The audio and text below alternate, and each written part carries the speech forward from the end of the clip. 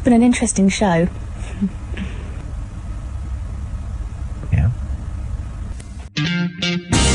Tommy Boyds and Allison Ferns on BBC Southern Counties Radio. Evening. Evening. I do like that ident. Well, yeah, it's good, isn't it? She's got a very sexy voice, hasn't she? She has. She has. Now, who is on the suspension list this week? Alan's still suspended. Despite squirming away, Alan, to try and get off the hook, Alan is, I'm afraid, still suspended as things stand. Right. But maybe more on that next week. Oh, okay. Okay. There are a couple of other people who are suspended as well, but they know who they are. They know who they are. They know if you're on a yellow. Yeah. I know what Andrew in Seaford's on about here. He says, Alison, are you the person who takes Bob's calls? Because the voices are very similar. P.S. Great show. Sorry if I spelt your name wrong. No, you didn't. Her Alice, you've got two L's in your Alison, two L's. Yeah. Somebody has emailed and not signed it. No, texted, I beg your pardon. Not signed it. Said, is there anything worse than being lonely? No, I don't think there is. Yeah, there is. It's bad being lonely, but if you want to draw up a list of things that it's bad, things that it's bad to be, then... Well, no, I don't know. No, I don't know. No, because obviously there are worse things and there are bad things, but if you've got other people around you when the other bad things happen, then it makes things easier. But if you are really lonely, truly lonely, and you don't have anybody else, then I think that probably is the worst thing. Well, we may get some correspondence on this. That'll be interesting. An old friend of our email facility here, Diane Pierce, has emailed me something which is illegal. Oh. Diane, what you've emailed me, I promise to read out every email. If I read the email out that you've written me, okay, I would possibly go to prison. I would. The BBC would be in deep doo-doo. Quite rightly. Diane, you can't even think things, and you certainly can't say the things you're saying. It's about the Michael Jackson trial. I thought it might be. You cannot, you're not allowed in law, all right, to write down what you've written down. Now, I'm telling you this as somebody who doesn't realise it because you don't like me, but I am a friend when I tell you, be more careful. This is not about jumping to conclusions. This is not really about subjudice even, although that is the covenant. Yes. Which protects people who are going through a trial procedure from assumptions such as the ones you've made, Diane. So don't write these things. Other radio stations sometimes allow people to see the emails that are coming in, and I think that can be a dangerous practice. Because whilst Diane might kid herself that her motive is solely that she cares about innocent young people, what she's written here is, is deeply illegal and, in my view, immoral. So Diane, that is a C-, and suspended. Yellow card?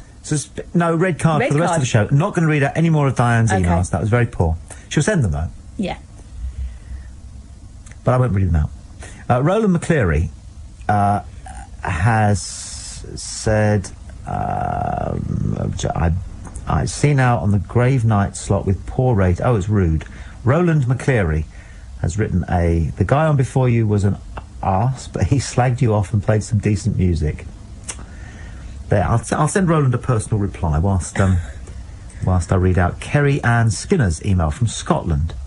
Please, please, please, please, please have arguments tonight. We love them. And all the wrinkly old prunes that complain. Now, come on. You can't call them Kerry, prunes. you can't call decent citizens who have been round the block a few times wrinkly old prunes. That's rude.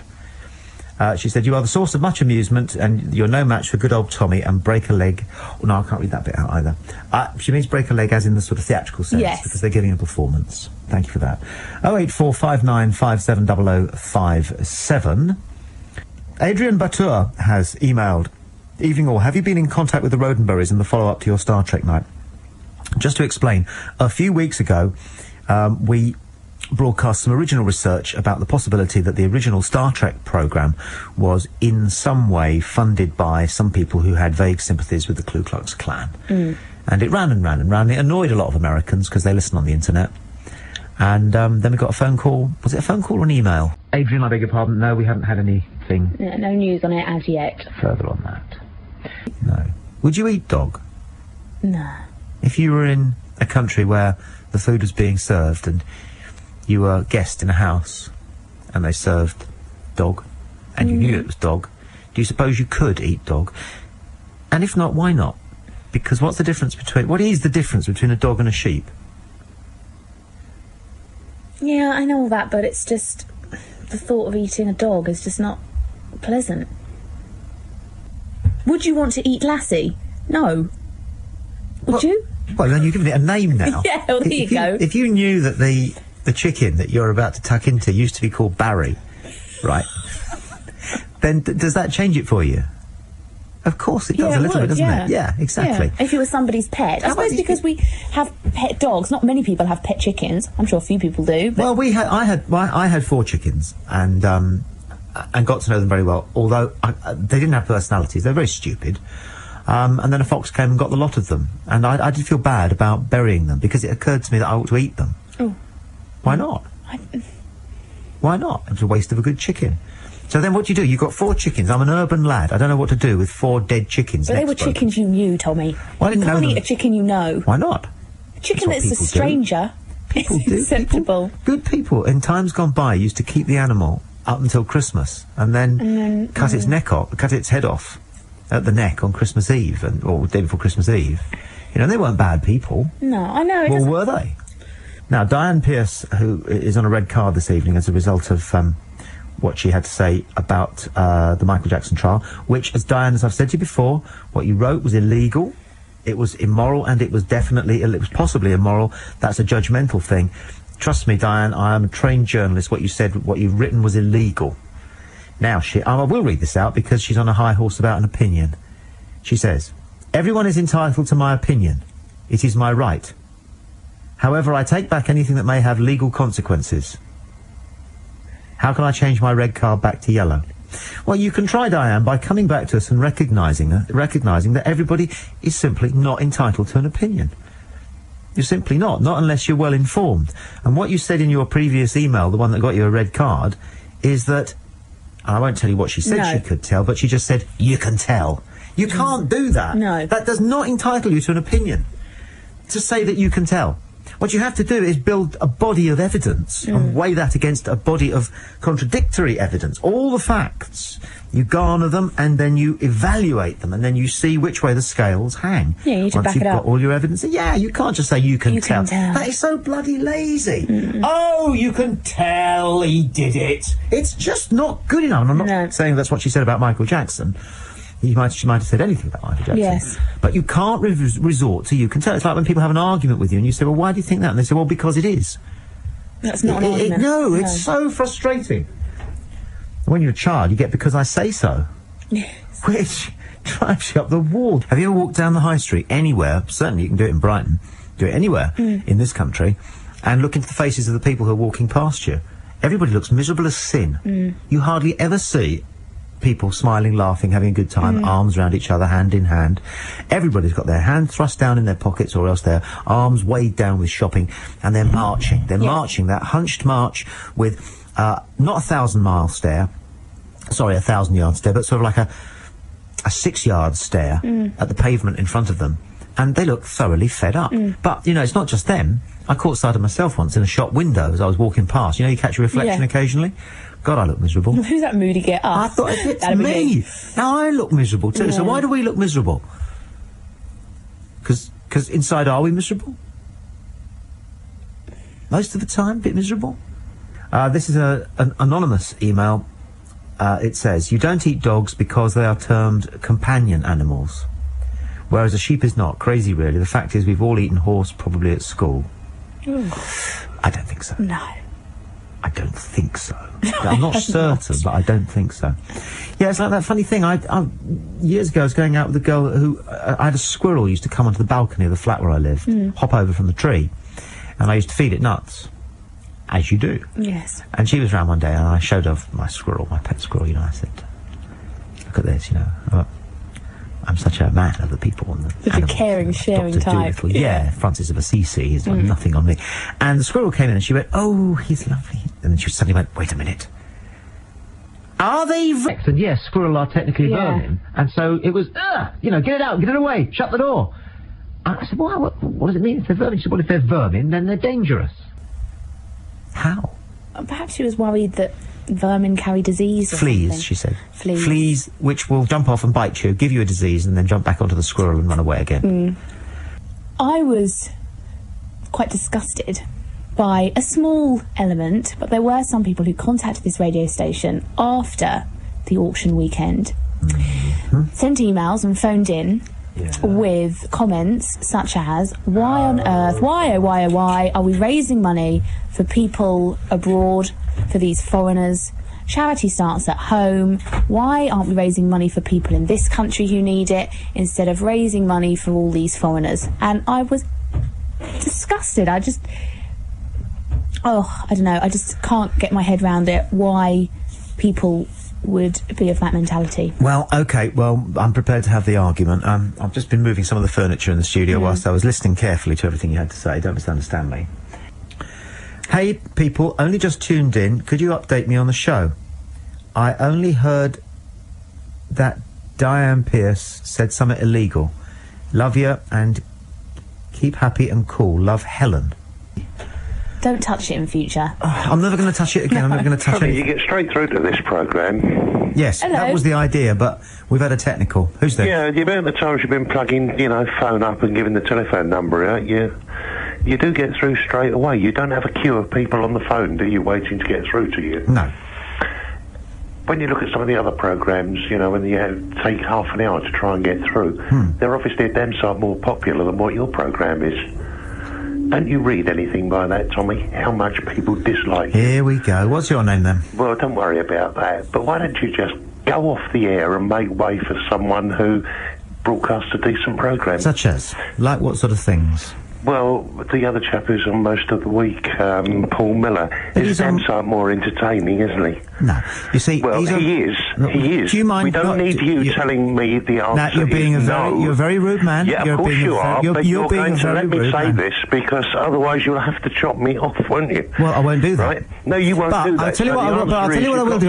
No, I'll tell you what I'll do. I'll have a conversation with you if you've got the balls. Well, have you got the balls? I expect I have, but I don't want a conversation with you because why not? you're such a bloody you're a rude boring man. brat. You're a rude man. I would rather talk to you're someone a very, who's got a very, very rude man. You've got nothing to offer. I'm going to sit there and say you're a very, very you're boring man. You're a very, very boring man. Nasty which piece is of all work. you say to Dreadful people who you human don't being. like. I've never called anybody boring except you. You are. You're constantly saying boring. it to people. You've Anyone got nothing you don't to like, say. you say you're boring. You don't know what you're talking about. Can I tell you something? You can't say that. Do you want to know something? Do you want to know something? Off the air. Do you want to know something? Do you want to know something? People will ring up. Do you want to know something? No, I probably know more than you, but I bet you don't. I know everything. Go on, then. What's the best book you've ever read, then? What? Books? Is that all you know about? What's the best book you've ever read? I've probably read more books than you have. Name one. I'm not going to bother with you. You're a waste of space. Go on, you're going to go now because you're a coward and I've won. He's won. Yes! Dear me. And the thing is, I want to tell him, and he's listening now, because he never stops listening. What he doesn't realise is, right, that is what 90% of the people who like this programme want to hear. Yeah. You know? Why they won't have a conversation with you? Because they can't, because they know they're going to lose. Because I'm better than they are. But they must know then that that's how it comes across, and that they should... Oh, I don't know. No, but the deal is... What I said the deal is, which is that I won't cut anybody off, and I'll let everybody have their say. But you've got to try and have a conversation. Yeah. You can't think that you can just, come on, deliver a stream of insults. Just be rude and not back it up. Yeah. And then go, that's poor. Yeah. That's very poor. So when somebody fails to engage, then I feel it's reasonable to just give them, a broadside back. And if they then can't take it, can't have a conversation, can't answer a simple question, can't say what it is that they want, don't understand why it is that they find intelligent nothingness irritating, can't identify that in themselves, then they're going to get a broadside back. Simple as that. It's good fun, isn't it? Yeah. Who's this on line 5? Hello, line 5. Is that me, Tom? Hello. Keep ignoto, whatever call it. But I had a phone call one evening, one of these scam phone calls. Oh, yeah. How would you like £50,000? So I said, not interested, thank you very much, put the phone down. Yeah. And next thing, the phone rings again. So, what do you mean you don't want £50,000? And he started effing and blinding at me. Really? Yeah. That's not good, is it? So I just turned around. I said, look, mate, if I find out where you're phoning from, Yeah. I will come and I'll stuff that phone right down your throat. Well, you could intrude it into his personage in a whole range of orifices, but I think probably the throat would be the safer one, and more appropriate, really. Did that do the trick? Did he go then? Yeah, that stopped it. All right, well, thanks for that, although I have to stress that such an action would obviously be illegal, and it's not the BBC's policy to encourage people to, use the phone to plug any orifice whatsoever. Under any circumstances, or even, to articulate the notion in a semi-humorous way. Yes.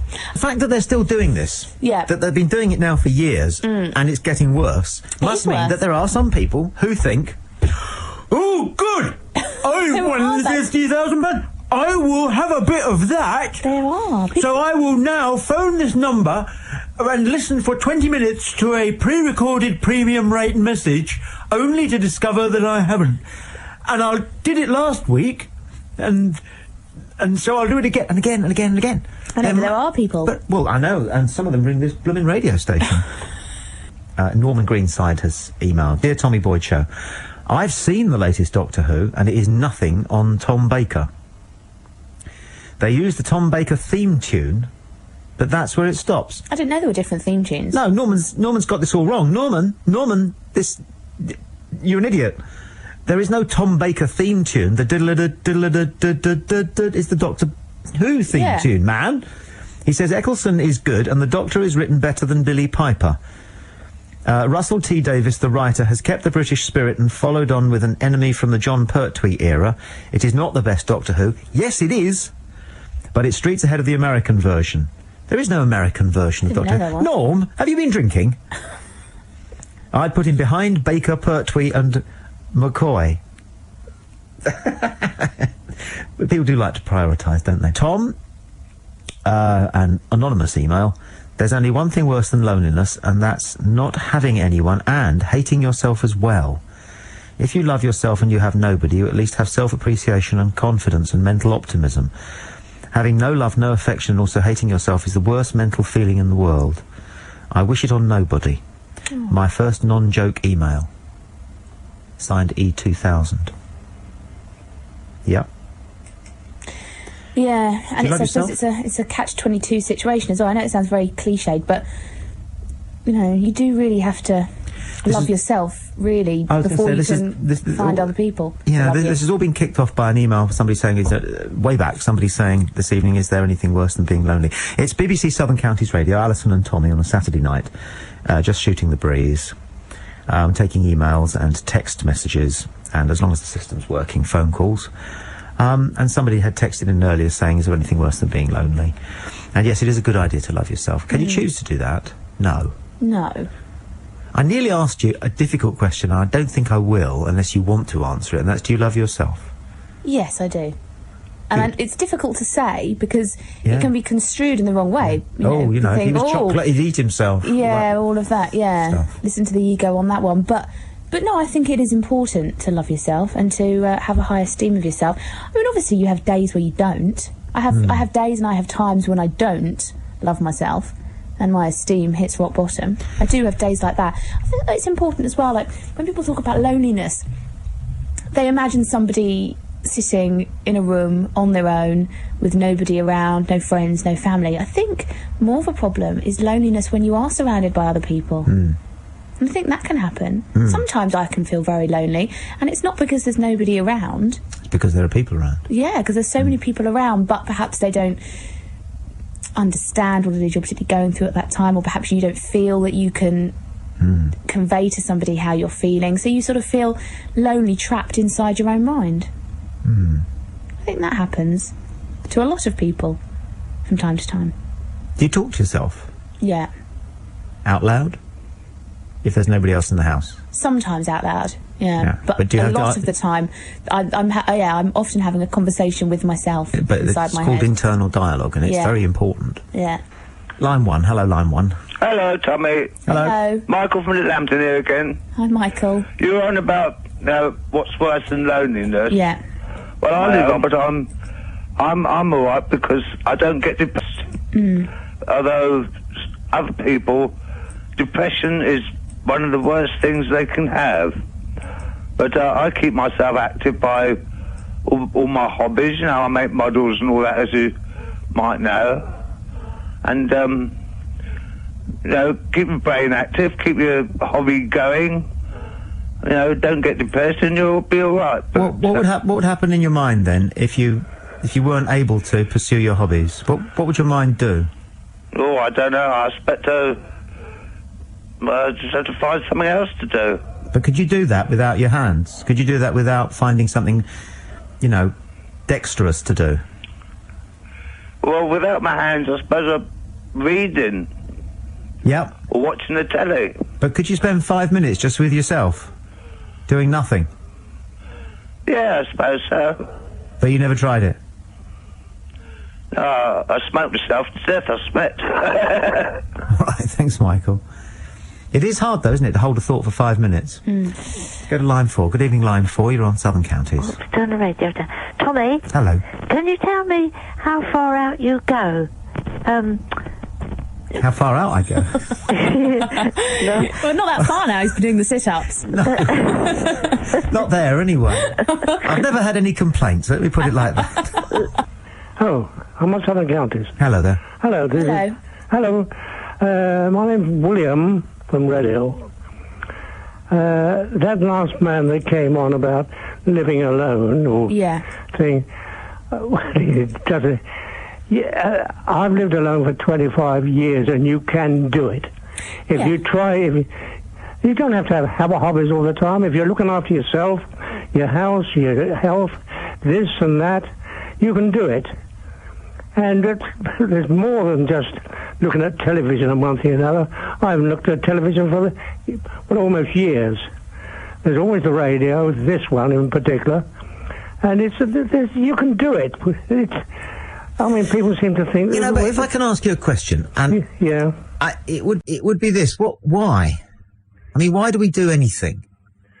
I mean, sometimes because it's a necessity. But if it's not a necessity, why do we do anything? If it's not like eating and drinking... Well, they're necessities, aren't they? Yes, but we don't spend all day doing those things, probably only about an hour. But if you live alone, these things have to be done. You may have a bit of a garden, which I have.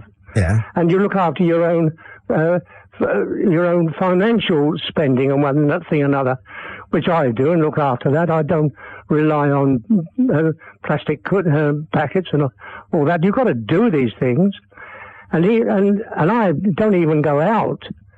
But, you know, I do get, say, a bit of help, you know, an hour a week, something like that. Yeah. But you can do it. I mean, I hear so many tales about, the poor old men especially, living on their own. They can do it. And when he comes on pleading and all like this, I've no time for them. They can do it if they try, without being... But what for? Well, to live. But why live? Well, because I want to live. I know, but why? But for what? You see, because if your only reward is that you're showing somebody that you can do something that you didn't choose to do in the first place, it was delivered to you by circumstance, and therefore, well, they should just pull themselves together.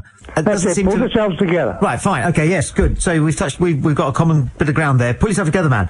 But then that doesn't amount to a coherent philosophy, does it? And therefore, there isn't any reason to carry on other than it's easier to carry on than not. Well, it is easier to carry on than not. What do you mean, to give up? I mean, I'm talking about I'm 90 years of age. I know, and that's why I'm wondering whether you've got some kind of insight into a coherent philosophy of your own that you might want to pass on to people who haven't yet managed to gain as much experience as you. Well, I'd like to pass on to some of them if I could. Yeah. But there's a roundabout way of doing it. I mean, all sorts of things they can do. They can do. Why would they want to do them? Well, to give themselves self-satisfaction, I suppose. Okay, that's a good enough answer. Thanks, mate. Yeah. Yeah. So I listen to your programme, and I like some of your arguments. Good. I have radio. I haven't much choice because I've got radio on, all the time. Television, no. So I have to put up with. I always liked Sunday night radio, Saturday night and Sunday. Good. And yours is on. I like that, but I don't want too much of it. No. Fine. All right. Okay, yep. Thank you very much indeed. Take care. 08459 5700. That is the best comment, yeah. 57. What? It's backhand I like the show, but I don't want too much of it. No, I think I know what love he means. that. Yeah, I know what he means. You can forget monsters, Yeah. you can forget nasty diseases, you can forget food scares, you can forget the common market, you can forget, speeding motorists, you can forget everything. Forget it. Forget Satan, forget Al-Qaeda. The thing that frightens every single living one of us is stopping for a moment and thinking. Hello. Hello. It's about your hara being below your navel. Oh, where's yours? Hara. Have you got your hara in your hand? What is it? That's a shit. What the hell was that? What the hell was that? Are they doing Class A drugs now in Helsham? What is going on? Hey? Have you got your hammer in your hand? What was she on about?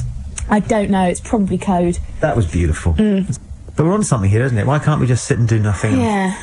What is it we're so scared of having to think about? Yeah. Hello, who's there? That's me again. I was on earlier about this scam on the telephone. Oh, yeah. On about loneliness. Yes. Unfortunately, I won't give you the details, but my wife got the old Alzheimer's dementia. And I've been looking after her about 3 years, I presume. That's tough. And beginning November, I come to the end of my tether. I had to put her in a home. And I'm sitting in my chair now, listening to you. I'm looking at her chair, and it's empty. Oh, darlings. And I am lonely, I've got good friends, I've got good neighbours, but so I don't know. I just don't want to do anything in the home these days, No. I know, and you have a very specific loneliness, which is that you've lost somebody. Yeah. Very hard. That is a very valid form of loneliness, and I can't say anything. I wish I could. You know, though, that I can't. No, I know that. Say it, but all you. What's your name? Arthur. Arthur. All I can say is that Allison and I and quite a few other people are just thinking about you quietly at the moment with a lot of love. I've got a call from the manageress of the home. She's in a lovely home at the moment. Oh, that's good. Even the social services, they wanted to see her, her 6 monthly. She couldn't believe the sort of home she's in, where they looked after. Yeah, I'm sure she's fine. And you did the right thing. Yeah. I got a call yesterday to say she'd fell over and... Did you hear what I said? Yeah. You've done the right thing. Oh, I've done the right thing, yes, I know that. But that's. I want you to hear what's being said back at you, because it's important. Yeah. Otherwise, you might just as well tell it to the goldfish. But you're telling us, and I want you to know that we're hearing it. Yeah. That's important. I mean, my garden I haven't touched for 2 or 3 years now. Well, how do you? Can I ask you a question? It's a really difficult question. I don't know if I could answer it myself. But how do you feel overall about life? Well, shall I say I'm not 100% myself? Right. No, because I'm going to really ask you, because I want to know, to try and answer the question if you want to. You don't have to. Well, I'll tell you, I've got a skin allergy at the moment. My doctor's been treating me for about 6 months. But how do you feel about life, generally? I'm quite happy. Good. I actually... I go out every day. I go to the neighbours, and... Yeah. Are you listening again? Yeah. I think you are, and I can hear it in the strength of your voice. Did you hear what I said?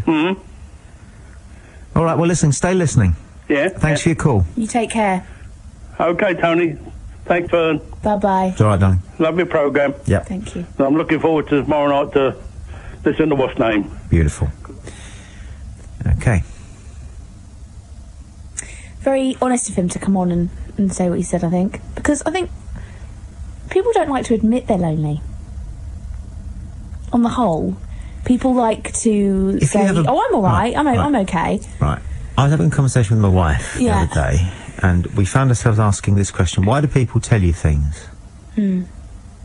Because I would say most of the time because they want you to try and make it better. Well, she says that, and I noticed this, that during the course of a typical day, you'll meet somebody for the first time and they'll tell you what's just happened to them. What people do not want when they tell somebody something that's just happened to them is advice. Yeah. Stuff advice. Yeah, I don't want that. People do not want to be told, well, what you should do is, or the next time that happens to you, what I do is, they don't want to know that. No. They just want to go, all they want to hear is what you just said. Yeah. Did you? Oh. I know. Oh, that's gold dust, what you just said. Well done. Line 3. Hello, line 3. You're on Southern Counties. Hello, Tommy. Hello. Hello. Hello, Alison. I just want to say thanks for what you're talking about tonight, because it's sort of stirring a chord with me. Would you say you're lonely? Yes and no. Extremely negative, and don't see how much point going on, but you've got to go on, because otherwise it would be like reading a bloody good book for about 3/4 of it and then putting it down again. You've got to see how it ends naturally, rather than... no, I don't mean I want to top myself. Oh, all right, that's good. What I mean is... I thought I'd get one in there in case, because I don't want to read about you in the Argus on Tuesday, so, cheer up. Yeah. Go on, then. Oh, it's throwing me off a bit now. Do you mean more like you just sort of think, what's the point? Yeah. I mean, I've had a really bad week, both mentally and physically, and I've only sort of picked up today, and in the past couple of hours I've really livened up listening to you two sort of twittering on. Well, I don't mean that in a nasty way, but... No, I think that sums it up nicely. I'm glad you said that. I'm going to be selfish for a second and then come back to you, but there is what I think Alison and certainly myself hope to convey is a certain kind of intimacy, which if you can kid yourself you're a part of, or if you phone up then you are a part of it, then I think it can be quite enhancing. And on a Saturday night, you see, I think quite a lot of us suffer from this kind of, I really should be out and about partying. And of course, not many of us actually are. No. And actually, a lot of people who are partying are having a bad time, and they're going to regret it in the morning anyway. But nevertheless, a lot of us who aren't out partying on a Saturday night are going to feel a bit like that. So if there's a corporate reason why we do the show the way we do it, I think that's a large part of it. But going back to what you were saying about yourself, sir, one of the things that interests me is you talked about psychological and physiological challenges. Yeah. A theory of mine is that we have a big shortfall in sort of philosophical care. If we've got a headache, we can go to the doctor. If we're feeling a bit scatty, we can take something. But if we're not quite sure what's the point of our lives, who do we talk to? There's no quick fix, is there? Not really. There might be a quick fix, but but you can't go to Boots and, you can't go and buy a bottle of it. No. I tell you as well, though, I think it's really important that you've made this call tonight, because another problem, I think, is if you are feeling down, you sometimes feel like you're the only person who's feeling down, and everywhere else you look, everyone else seems to be having these fantastic lives, and they're positive, and they're happy, and they're up, and... Oh, but they're not necessarily. I mean, there are good parts. Yeah. But there's also some bad parts. Yeah. But I think it's important that other people can hear you phone in tonight and sort of say, well, yeah, sometimes I feel a bit down. Yeah. And it's nothing to be sort of ashamed of. In fact, I think it's a pretty normal part of life, really. Yeah. And I think those questions that you're asking, what's the point, or whatever, are questions that I think you have to ask, really. But I just think you have to try and not let them take over, so that that's all then you're asking. Go and have a cup of tea, and have you got any peanut butter in the house? Yeah. I'll go and have a peanut butter sandwich. Does that work for you? Every time. and if it works for you, try and get a movie out called Meet Joe Black with good-looking boy Brad Pitt, and Anthony Hopkins, and Brad Pitt plays Death. He is Death. Yeah. And he's come to claim Anthony Hopkins. But for the first time ever in his existence, Death wants to know what it's like to be a human being. So he trades place with a kid who's just been killed in a road accident. And he comes and tells Anthony Hopkins that he's only got 48 hours. And then he says, can I follow you around? And Anthony Hopkins lives in a big posh house. And what do you think is the one thing that Death finds most edifying about being a human being? And I have given you a clue in the last 2 minutes. Peanut butter. No. Yeah, and he does it really well, Brad Pitt. What is this? So is peanut butter. Peanut butter. And there is something very, you know, it's a comfort food. And I'm serious when I suggest to a gentleman who's wrestling with, you know, life's big questions. You know, you judge a man by his enemy, and if a man takes on the enemy, which is the fact that we're given a life to lead without ever knowing actually what the purpose of it is really supposed to be, that is a massive enemy. And every man and woman who takes on that huge enemy rather than spending their lives distracting themselves with endless hobbies is a hero. Exactly. Is a knight in shining armour, Well is a put. samurai. I thought that was rather good myself. And I meant it. 08459 570057. Let's go to line 5. Hello, line 5. Hello. Hello. Hello, who's that? Hello, it's Kay. Sorry. It's Kay. K-A-Y. Hi, Kay. Hello. Yes, the man reminded... Well, I phoned him because I heard the man who's got his wife in a home, bless him, and felt for him because I've lost 3 sisters in the last couple of years. And a very, very close friend as well, you know. And, you know, I feel so alone sometimes because my last sister of the 5 of us is in a home, like man's wife. Does it ever... Are you able to believe, or do you believe, that you'll join them again later? Well, I've got an open mind, really, about that. You know, some religions say yes, don't they, you know? It's an important... Yes. It's an important possibility. I do live in hopes of, you know. Of course. In fact, as you move through life, and as the people in the obituary columns in the papers start to have been born around about the same time that you were, that's right. It becomes more and more relevant for You're you right. I think, to choose to believe, more than you ever did, to choose to believe what may very well be the truth, which is that you will. Oh, yes, that's a good idea. I never thought of that. Wow. But, you know, people say, oh, well, you know, you're getting on, we must expect it, but it doesn't help any. No, of course Doesn't make it any easier. No. Doesn't make it any easier. No, I expect you folks feel like telling them to go and... Yeah, In fact, I think I would. But I try and, you know, I've had 2 hits done, each hip done, so I haven't got any more hits to go.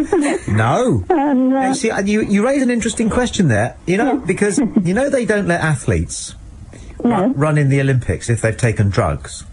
Oh, no, they don't, do they? Because that's an artificial stimulant. Yeah.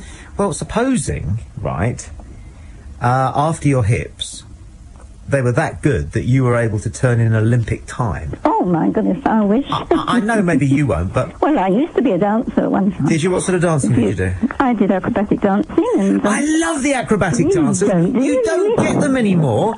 No, you're right. I'll tell you who, I'll tell you who's really gone west, and that is eccentric dancers. Yes. You don't get them anymore at all. You don't, do you? And that would work. Well, I did acrobatic, and I did top hat and tails and all that business. Oh, God, I bet you were sexy. I was in the entertainment quite a few years, actually. I bet your legs went right up to your bottom. Oh, I think so. They were last time I looked. All right, listen, thanks for your call. Oh, nice to talk to you. And you. Take care. Bye-bye. Thank you. Bye-bye. To line 4. I've got loads of emails and text messages, which we'll get to in just a second, but we'll take another call. Hello, line 4. Hello, that's me again, Tony. Arthur. Oh, hello, Arthur. What I forgot to mention was this month, the wife and myself, we've been married 55 years. Oh, congratulations. And I know her about 3 years before that, you know. It makes you a very lonely person. Listen, Arthur, we're all thinking of you. Thank you. Yeah. All right. Don't know what to do in a situation like that, because... Well, you don't. I don't have to say because, do I? Yeah. You know, I won't actually go out now and say, right, sod it, I'm just going to play music back to back until 1 o'clock and I want to talk to him all night. I want to do that. So do you. Yeah. So do you. Have you ever seen Jurassic Park? Yes. You know that bit where Jeff Goldblum says about the chaos theory? And he explains that the way everything in the universe works is that the tiny accident of a small thing then sets off a chain of events which just grows and grows and grows. Yeah. And when you do a little sort of access program on the radio and people come at it from all angles, it only takes one text, and it was about the second text that arrived this evening, and it just said, do you think loneliness is the worst thing in the world? and from nowhere then you've got a show. But then you have to, if you're sort of vaguely trying to be professional or responsible about it, you then have to say to yourself, well, at what point does one need to, I suppose the phrase you'd use is something like lift things a little bit. Or, you know, should you stay there because you might actually, there's a chance you might do some good. I don't know if you would, but there's a chance. So then you're making decisions, you know, do you play a tune and say, when we come back, we'll be talking about the Eurovision Song Contest? It's artificial, isn't it? Yeah, it is a bit. And I still like the idea of letting people drive the programme. And I think that's how we should stick with it. All right, OK, I think that's a good decision. That was a good meeting, live on air. Yes. However, I will now read quickly a few emails. It's a shame we can't turn this around so that you can share them, but we'll get there another day. Tommy, Allison, there were, of course, different versions of the Doctor Who theme. Oh, I don't care. No, stay with it. That's what's, you know, the early BBC Radiophonic Workshop Ron Grainer theme. That's the famous one, isn't it? Yes, it's very, very different to the up-tempo late 80s version. Good, very knowledgeable. Dan Lockton, thank you for that. Ben McCarthy emails, what does Sir think of the word chav? Chav? I loathe chavs. I think I'm against them. Why do you mean you're against them? I'm against them. They don't do any harm. Yes, they do. How? There's something somehow slightly faintly sort of, they're always in a group. There's always loads of them. Well, the thing with chav... They take the mickey out of people who are by themselves. Well, you see now... That is an odd character. My issue with the word chav is that for everybody, there is a different definition of what it means. You see, you're saying that all chavs... See, now, because you're saying all chavs hang around in groups, so now I'm picturing what you think a chav is. Then that's very different from somebody else's image of what a chav is. I don't think all chavs hang around in groups. Yes, they do. Almost exclusively. I'm afraid... well, all right, then, let's try it from another point of view. List the redeeming features of the chav for me now. The redeeming features of the chav? Yes, the reason why we need more chavs. Well, I'm not saying we need more of them, but I'm just saying I don't think they do any particular harm. Yes, they do. They intimidate people. No, you're talking about groups of youths. Youths? Sounds like Theresa May, the way you said youths. No, but you're basically talking about groups of young people shouting abuse at people outside the 7-Eleven. That's not chavs. Well, they would be. Typical chav would spend a lot of money on Burberry clothes. But instead of buying sort of a very nice, stylish Burberry Mac, they'd buy themselves a Burberry baseball cap. I don't want to get in an argument with you. Well, go on. But you've just read all this. Now I have to live it. You see, because I am a man who takes to the streets. What? I try to visit all corners of humanity. Yes.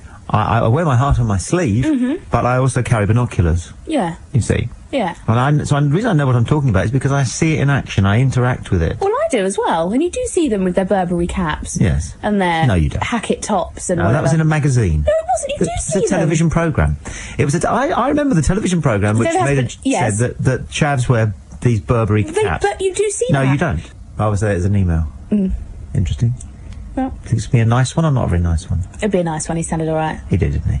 Oh, I'm doing it now. I'm doing a Diane Pearce. You can just tell. Oh, well, she's emailed again. Funny you should mention Diane Pearce. I work with the older Diane Pearce, who got a red card because she wrote a sentiment about Michael Jackson, which is basically illegal. But she won't take that for an answer, and she then sent a subsequent email saying that she is entitled to her opinion. Because why? No argument there. Just she is. No argument. She just is. She says, I work with the elderly on a daily basis, and it is very hard to turn your feelings off. She then says that the way we spoke to that man was so lovely that she's in tears. God bless you. So she's a bit of a roller coaster being Diane Pearce, isn't it? I mean, one minute I'm the Antichrist, and the next minute I'm Schweitzer. I'm neither, Diane, just somewhere in between, surely. But no, hang on. It's like when they do seances, you know, these people have come from the other side. Yeah. And what information do they bring? They don't bring information about, you know, the glory of afterlife or... No, I appreciate that, but I don't... They come back and they say things like, Uncle Arthur says that you're going to need more milk to last you through the weekend or something. I don't... You know how many people have lived besides... How many people have died in the history of humanity compared to how many people there are alive now? In other words, how many ghosts have you got? I have no idea. Well, it's an interesting answer. Do you know anything about the religions that believe in reincarnation, such as Shinto? Yeah, a little bit. Okay, do you know how many times roughly they think you live before you go to nirvana? No. Roughly 7 times. Right. Roughly 7 times your soul has to mellow and perfect. Mm. And do you know how many ghosts there are for you? How many human beings? 7? Yeah. Mm. Right. The number of human beings on planet Earth at the moment is roughly 1/7 of the total number of human beings who've ever lived. And I'm not sure about all of the religions that believe in reincarnation, and actually we are in the minority in the West in believing that you live once and then either go to heaven or hell. Well, those who believe in that religion. We're in a considerable minority because the notion of reincarnation is almost just a given. Yeah. For 3/5 of the world's population. Mate, let's go to line 1. Hello, line 1. Hello. I heard that old lady talking about Hadrian's Villa. She's not a silly old fart, is she? But I certainly am, and I can prove it too. No, that's a raspberry. That's not a fart. That's the Harrow woman from earlier, isn't it? The Harrow? The Harrow woman. Yes. Came on and said, "Oh, you're holding the harrow in your hand." I think it was. I can hear him. Yeah, you're on. Yeah, mate. You are being really rude to the old people, I have to say. No, you don't have to say that. Yeah, I am saying it. Every time someone speaks, you always interrupt them and say, no, no, no. Cobblers. Oh, sugar, sorry. But I'm going anyway. Bye. Well, that was fantastic, wasn't it? Let's go to line 4. Good evening, line 4. Hello, can I have the text number, please? Yes, it's 07786. I'm being useless with the numbers tonight, aren't I? 07786. What's your name, mate? Never mind. What do you mean, never mind? Stuart. Well, why did you say never mind? Oh, sorry. Oh, hi, Ellie. Hello, who's that? Oh, it's me. Who's me? Yes, it's me. All for me. It's nice to know that, never you mind texter man. Is it Stuart? Yes. Well, he's a young fart. It's nice to know we've got some of those as well, isn't it? We need farts of all ages. You're completely right. Exactly. Good point. Well made. She's hopeless, isn't she? She's campaign. Not remotely of all ages. interesting. You know, she's got this little agenda and she thinks it's a great joke. She thinks lots of people are getting it. But I don't think she does get it. Really. Never mind. Never mind. Terry has emailed back, and I do want to read out his email because it's important to him, and it will be important to a lot of people who hear it, okay? And it's simply this. I am alone too. I live by myself, and I have sexual feelings towards men. The worst thing is the guilt that means I'm in 2 halves. Also, my religion says that what I feel and what I think is wrong. I've never been with a man, but I can't help thinking about them. Guilt takes prisoners, namely my soul. I've been told by a senior church official that I can change. And even though I want to, I know I will revert. What I desire is stronger than anything else inside of me. I hate myself too. Oh. Terry. Bugger. Poor lad. Poor lad. Nothing we can say. Just, you're alright, mate. If that means anything. Are you still deep in thought about the gay guy? Yeah. Well, if you're gay, you're gay. You know. They can't plug you into a car battery and flip you. Exactly, You're gay, and that's the end bit. of it. But that's the bit that upsets me. Which bit? When he says, like, he's obviously got a great faith in whatever religion it is that he's involved with, and I just think, you know, he's got enough to come to terms with himself without having religious leaders or church leaders tell him that there's something wrong with him and that he has to change. I just find that really uncomfortable. You know, you can tell from his email that he's obviously in a troubled state of mind. What he needs at the moment is strength and support, and he'd like to think that the church would offer that, rather than turn around to somebody who's vulnerable, as he sounds at the moment, and say, well, you're wrong, mate. There's something wrong with you better change. I just find that so uncomfortable. Yes, in Spool Ahead, in 3 years' time, he's got a couple of friends. They've all come to terms with it all. They've had those conversations because every gay person has to have a conversation with an other or several gay people, during which they listened to that person saying how they found out that they weren't quite the same as other people, and how they lived with it as a secret for a long time and didn't know what their family would make of it, and eventually gravitated towards internet sites or magazines or places where like-minded people meet. And then after about 18 months you find out that they're just having the happiest time, they're just having the best social life. You've got to meet other people who are like-minded with your sexuality, or like libidinous with your sexuality, and then you relax and it all gets better, and it will for him. I'm very confident.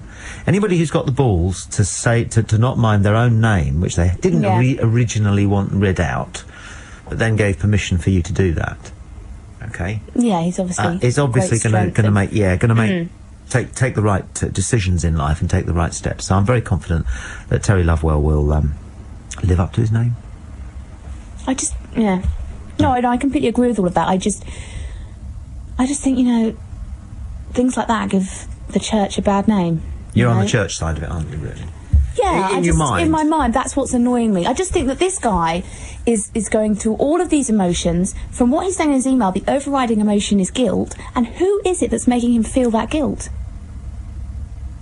The people who should, at this time, be offering him support and encouragement, not telling him that he's somehow wrong or dirty and he should feel guilty about it. Well, they may not be going that far. They may only be saying that it is inconvenient and that it goes against either a scientific or a creationist version of man's purpose in the universe, and it does. Because the scientific purpose is to procreate the species, and technically, if you're going to fall in love with your same gender, then you're not going to procreate the species. No. And creationism comes to the same conclusion about the ineffectuality to, you know, the longevity of our species on Earth as science does, which is it doesn't work. So you've got both sides of that coin saying that it doesn't work. But there's a third way, isn't there? Which is that they're not here to we're not necessarily here to have babies. No. We're here to be who we are, and we're Exactly. stuck with some things. And Tommy Vance, his real name, was something like Robert Sedgwood Hyde. Don't talk to me about Tommy Vance. Why? I don't know if I should be telling this on air. I had an awful experience. Well, since last he's just Sunday. died, I wouldn't... Oh, no, it's not about him, it's about you. Oh, right, what was that then? My other half, listen to the story, right? My other half had gone away for, like a kind of stag do weekend in Athens. Anyway, I was doing the auction up in Guildford. I picked Paul up, and when he got off his flight, everywhere, we went home. And when he got home, he plugs his phone in, see if anyone's called him over the weekend, and there's a message on there from his mate who he's just come back from Athens with. This message says, I know where this is mate, I'm really sorry, Allison must be devastated. I've just heard on the news that guy she works on the Saturday nights passed away. Well, Paul then thinks that he has to tell me that you're no longer with us. Really? Oh dear! I have such mixed feelings about this anecdote. It was so bizarre. Much more bizarre for me. Yeah. This is the first time I've ever been mistaken for dead. Yeah. What did I die of? Did they know? No. So I just had this message on this phone, and Paul was like, babe, so your husband-to-be is telling you that I'm dead? When was it? What, in a car? No, we'd got home at this point. What did you say? I said, no, it can't be, he can't have. I just didn't believe it. And then I went sure you didn't say something like, right, well, I'll have to learn to drive the desk then? Got rid of him at last. Hey? No, not at all. I was devastated, actually. Let's change the jingle package. You're horrible. I just said something very nice. I'm horrible! I'm horrible! You're sitting around discussing me in the past tense. No, I was very shaken, but I went straight to teletext and then realised that it wasn't you. No, it wasn't. And may you rest in peace. Allison, get a female caller to sing Short Man, If You Don't Want To, Please. Nino James, 26. Now, he was on about this Short Man song last week. Now, I would sing it if I could really remember how it goes. It's just about a man having a small penis. And I have a feeling that this guy keeps texting in, for some reason, wants me to sing about that. About short Now, penises. I think the real question here is why is this man who keeps texting in about this so obsessed with this issue? Well... That's what I'd like to know. I think we know where you're going with that idea. That's very good. You are so rude to people. How did you get this job? You get a lot of nice people on your show, so be nice to them. I'm lesbian and would never be ashamed. I know. Hi, I'm 13 and I go to an all-boys school. I'm gay and I really don't know what to do. I think that my mum and dad would be upset if they found out. And this text messenger has included his name, but I won't read it out just in case. Okay?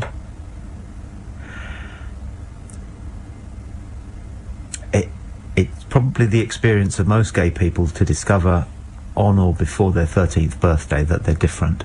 And then to spend a period of time alone with that information.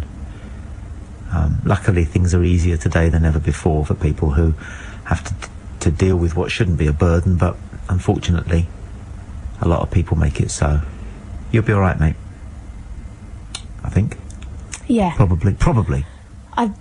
Almost certainly. Yeah. Oh, definitely. Be almost all right. certainly. And he just has to know that in a year or 2 years' time, and everything will be.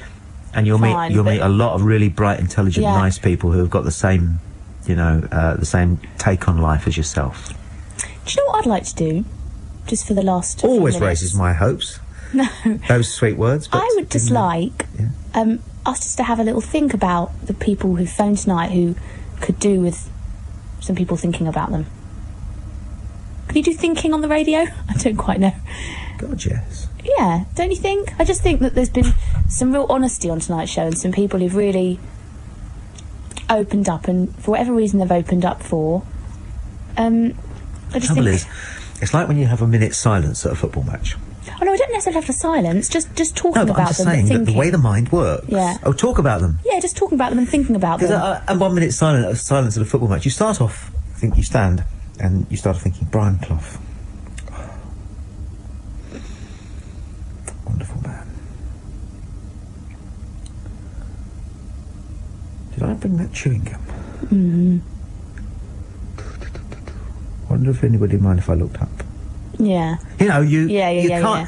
What do you? Yeah, no, I'm not saying have a silence. I'm just saying, just if we just talk whoever's listening, talk about them and just think about them. Well, who do you most want to talk about then? I know who you most want to talk about. I know who touched you most. I think it was the elderly gentleman whose wife is now in a home. Yeah, probably touched me most. But I also think, like, if you're still listening, good evening. We're still thinking about you. Yeah, I just want him to know that we are, and I know we can't do anything to make it better, but you know, you're not alone, and there's a lot of people that will have been really affected by what he's had to say tonight, and you know, we are thinking of him, and also Terry, the guy who the guy who he texted. Yeah, texted and said his church leaders had told him that it was wrong to be gay and he had to change. And I was thinking about that, and I would say to him that he obviously has a faith in God, and that's who we should listen to, and not the church leader. Yes. I'd also like to think about all the people who sent evil text messages and emails and phone calls, and who are sitting thinking evil thoughts about this show, because they're wrong. Yeah. And they don't know us, and they want to believe that I am a bit rotten, because it makes them feel more comfortable about the view they have to have of the world. I want them to know that, and I don't mean this in a bad way, but I feel sorry for them, because it's a lot better choosing not to want to find somebody unacceptable, but to find the reasons why they are acceptable. And a lot of people who shout at the radio when I'm on actually get the joke, because it is a kind of a joke. Well, not a joke, but a piece of theatre. See what you're trying to do. And they get that, and they're fine. But I do feel sorry for anybody who misunderstands and thinks that it's real. I really do. So I'm thinking about them as well. And the young lad of 13. Very much so. Yeah. Very much so. This is a sort of prayer, is it, we're doing now? I don't know if it's prayer. It's just I think it just gives people strength sometimes, you know, that there's other people thinking of them. I just think there's something very powerful in that. Because we've been talking all night about loneliness, and that is the feeling of loneliness, isn't it? That nobody else knows what you're going through, and nobody else really cares. And this is just us saying, well, people do know, you've shared. This is good. I like this. This is good. This is going to be a regular feature. They've got a feature here, but I think this is really, really good. Yeah, I think people have shared, and I want them to know that we're... Anybody else? Lots of people are thinking about them. Yeah.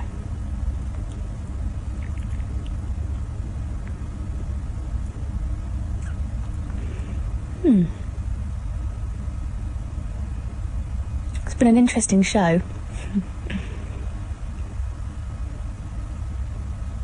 Yeah. This is good. This is so good.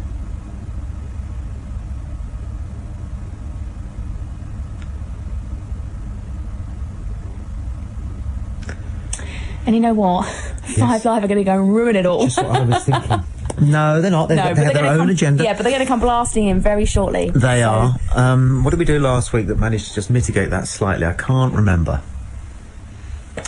But what I will say to you is thank you for a great show. Thank you. It was really enjoyable spending the evening with you and watching you at work with those people. You're great. Tommy Boyds and Allison Ferns on BBC Southern Counties Radio. Don't forget to subscribe and like. Comment too if you wish. Even slap your legs and make a purchase from Ann Summers. But don't do nothing.